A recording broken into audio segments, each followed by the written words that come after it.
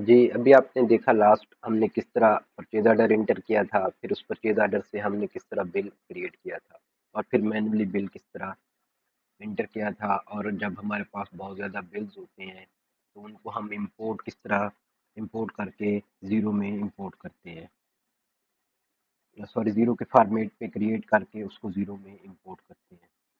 अब हम देखते हैं कि जब हमने बिल्स एंटर कर लिए, अब हमने उन बिल्स को पेमेंट भी करनी होती है, क्योंकि जिनसे हमने प्रोडक्ट खरीदी हुई होती है, सर्विसेज जिनकी ली हुई होती है, उनको पे ऑफ भी करना होता है। तो अब हम देखेंगे आपने पेमेंट्स किस तरह प्रोसीड करनी है ज़ीरो के अंदर। जैसा कि ज़ीरो हमें, अगर हमने किसी एक सिंगल बिल की पे करनी है, तो उसको बिल को हम ओपन करके मार्क एज पेड कर सकते हैं। जब हमें एक वेंडर है जिससे हमने बहुत ज़्यादा काम कर रहे हैं उसके साथ, वो हमें डिफरेंट इनवॉइसें दे रहा है, तो हम उसको डिफरेंट इनवॉइस देंगे, एक ही पेमेंट कर देते हैं, उसको बैच पेमेंट कहते हैं। तो अब हम देखेंगे कि आप सिंगल पेमेंट किस तरह कर सकते हैं और बैच पेमेंट किस तरह कर सकते हैं। सबसे पहले हम देखते हैं कि आप सिंगल पेमेंट किस तरह करते हैं। जैसे हमने अभी एक इनवॉइस की पेमेंट करनी हो, ये पहली इनवॉइस जो हमने डाली थी एबीसी की, ये सैंपल कंपनी है, इसलिए हमने इसको नाम दिया हुआ था एबीसी। तो मैं इस इनवॉइस को ओपन करूंगा और इसको पे ऑफ कर दूंगा। फिर वापस फिर हम दोबारा देखेंगे कि हम किस तरह, जब हमने बहुत से एक ही वेंडर की बहुत सी इनवॉइसों के पेमेंट करनी होगी तो वो किस तरह करते हैं। तो मैं इस इनवॉइस को ओपन करूंगा। जी, तो जैसे मैंने ओपन किया, मेरे पास वही बिल ओपन हो गया जो मैंने एंटर किया था। उसके नीचे यहाँ पे आपको नजर आ रहा है मेक अ पेमेंट, कि आप इसकी पेमेंट करें। तो अमाउंट पेड, जितनी उस बिल की पेमेंट है उतनी अमाउंट पेड में आ रही है।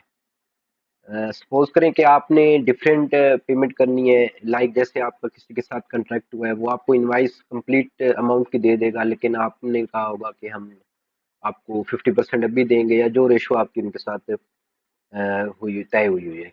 तो आपने जितनी अमाउंट पे करनी है, आप अमाउंट पेड में उतनी अमाउंट डालेंगे जितनी अमाउंट आपने पे करनी है। उसके बाद डेट पेड के आप किस दिन पे कर रहे हैं, तो जिस दिन आपने पे करनी है आप वो डेट सेलेक्ट करें। ये मैंने वैसे ही सैंपल डेट सेलेक्ट की है। पेड फ्राम के आप किस सोर्स से पे कर रहे हैं, आप कैश से पे कर रहे हैं, क्रेडिट कार्ड से पे कर रहे हैं, बैंक से पे कर रहे हैं। तो जिससे आप पे कर रहे हैं आप यहाँ पे वही सिलेक्ट करें। तो मैं बेसिकली यहाँ से बैंक से पेमेंट कर रहा हूँ, इसीलिए मैं यहाँ से बैंक सिलेक्ट करूंगा। तो ये किस तरह बैंक और क्रेडिट कार्ड एंटर होते हैं, ये अपनी हमने क्लास दूसरी में देखा था।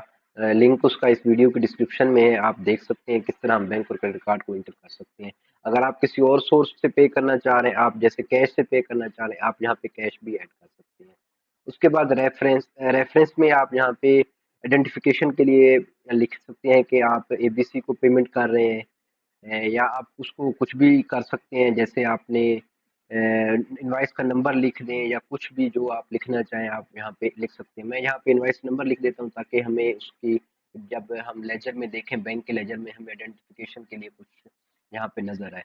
तो रेफरेंस में हमें यहाँ पे प्रोडक्ट नजर आ रहा है, तो हम यहाँ पे भी प्रोडक्ट लिख देंगे, ताकि जब हम रिकनसाइल कर सकें, लेजर रिकनसाइल कर सकें, बैंक रिकनसाइल कर सकें, तो हमें यहाँ पे हम इस पेमेंट को आइडेंटिफाई कर सकें। तो मैंने रेफरेंस डाल दी। अब मैं ऐड पेमेंट पे क्लिक करूंगा तो ये इनवाइस हमारी पेड हो जाएगी। जी, पेड 256.80 एबीसी, जो कि ड्यू थे 15 फरवरी को, हमने 17 फरवरी को पे कर दिए। तो अभी हमारे पास वेटिंग पेमेंट में ये बिल नजर नहीं आएगा, क्योंकि हमने इसकी पेमेंट कर दी है। तो जब हम पेड में देखेंगे तो हमारा ये बिल वहां पे पेड में नजर आएगा। ये देखें, ये अभी हमने जिसकी पेमेंट की है। तो ये था कि जब आपने सिंगल बिल की पेमेंट करनी है तो किस तरह उसको पे करना है। अब हम देखते हैं कि आप जब आपने बैच पेमेंट करनी हो, जैसे एक वेंडर को डिफरेंट इनवॉइसों के अगेंस्ट पेमेंट करनी हो, तो इस तरह उसको किस तरह कर सकते हैं। तो आपने यहाँ से बिजनेस में बिल्स टू पे में आना है, यहाँ से आपने अवेटिंग पेमेंट में आना है। अवेटिंग पेमेंट का मतलब जिनकी अभी पेमेंट नहीं है, वो अभी पेमेंट होने का इंतजार कर रही है, ट्रांजेक्शन इनवाइसेस। तो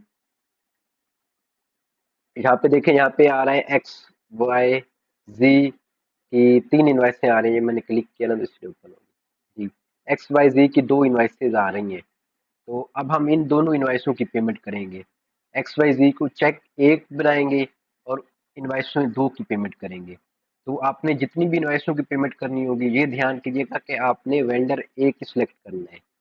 ये ना हो आप इंश्योरेंस कंपनी भी सिलेक्ट कर दें, एक्स वाई जी, उनका एक चेक बना दें जो बाद में फिर वाइट करना पड़ जाएगा आपको, क्योंकि चेक तो आपने अलग अलग देने हैं।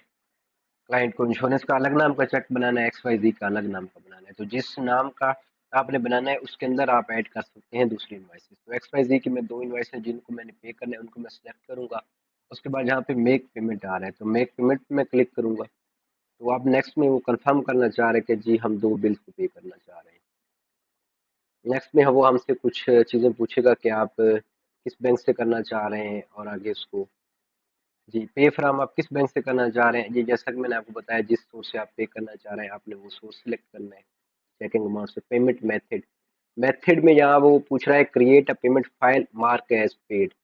तो क्रिएट अ पेमेंट फाइल का ये है कि जब हम इस पे क्लिक करेंगे तो जो भी हम पेमेंट करेंगे ना, ज़ीरो इसको ऑटोमेटिकली एक ऐसे फॉर्मेट में क्रिएट कर देगा पेमेंट, जो कि हम अपने बैंक में जाके फिर उसको ऑनलाइन अपलोड कर दें, ताकि हमें बैंक में फिर जाके मैन्युअली वहाँ पे ये ट्रांजैक्शन ना करनी पड़े। जैसे ये एक्स वाई जी रेफरेंस नंबर, इसकी अमाउंट, ये जब बैंक से पेमेंट करेंगे तो वहाँ पे हमें ये मैन्युअली लिखनी पड़ेगी ना, जिस पे ये ऐड करना पड़ेगा अगर आप लोगों ने किसी ने पेमेंट की हुई है बैंक में।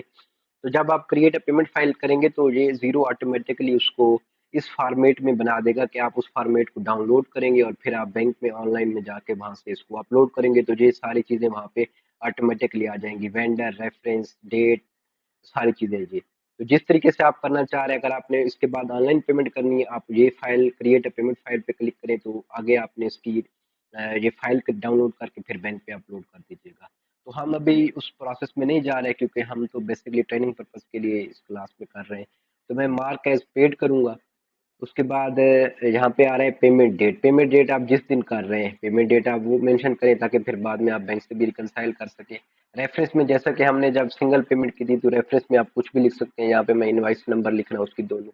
रेफरेंस बेसिकली आपकी आइडेंटिफिकेशन के लिए, आप बाद में उसको आइडेंटिफाई भी कर सकें कि आपने किसकी पेमेंट की थी और क्या किस बिल के अगेंस्ट पेमेंट की थी, ताकि बाद में उसको नरेशन में आप कुछ भी लिख दें, जैसे इसका नाम आ रहा है एक्स वाई जी, आप क्लाइंट वेंडर का नाम लिख दें।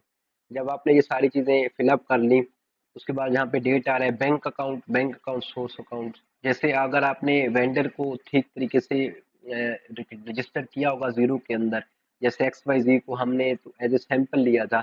अगर आपने एक्स वाई जी को ठीक तरीके से ओपन किया उसकी प्रॉपर इंफॉर्मेशन के साथ, उसके एड्रेसेस के साथ, उसके बैंक अकाउंट के साथ, तो जहाँ पे उसका सोर्स कोड और बैंक यहाँ पे लिखा हुआ आ जाता है। लेकिन हमने सिर्फ ट्रेनिंग के लिए जिसका नाम ऐड किया था, इसलिए ये ऐड नहीं की थी। जब आपने ये सारी चीज़ें फिलअप कर ली, अब मैं क्रिएट पेमेंट पे क्लिक करता हूँ, तो हमारी ये पेमेंट्स जो है वो प्रोसीड हो गई। Your bill payment was successful. हमने जो बिल पे किया था, हमारी ये दोनों बिल एक ही चेक के अगेंस्ट पे ऑफ हो चुकी है। तो यहाँ पे मैं इसको बैक पे जाता हूँ, अपने बिल्स पेबल के जो ओवरव्यू है वहाँ पे जाऊँगा, तो देखें you have send 1465 to the checking account. आपने ये इतने यहाँ से अपने चेकिंग अकाउंट से भेज दिए। तो अब यहाँ पे देखें पेड में हमारे ये दो बिल भी आ रहे हैं जो अभी हमने पे ऑफ किए। तो हमने ये दोनों एक ही चेक के अगेंस्ट मार्क किए। तो ये बाद में हम जब बैंक को रिकनसाइल करेंगे तो इस चीज़ को आपने ना वहाँ पे ध्यान से देखना है, हम इनको किस तरह वहाँ पे रिकनसाइल करेंगे। बेसिकली मिस्टेक्स यहीं पे होती हैं बैंक रिकंसिलिएशन में, जो एरर्स आते हैं फिर बाद में बड़ा टाइम लगता है रिकंसिलिएशन पे। तो जब हम बैंक की रिकंसिलिएशन करेंगे तो वहाँ पे भी मैं इस चीज़ को थोड़ा सा और मज़ीद डिस्कस करूँगा। तो ये देखा आपने किस तरह हमने बिल्स को पे ऑफ किया। अब हम नेक्स्ट क्लास में अपने में देखेंगे आप किस तरह सेल्स इंटर कर सकते हैं, फिर सेल्स को किस तरह पेमेंट्स अपने रिसीट इंटर कर सकते हैं।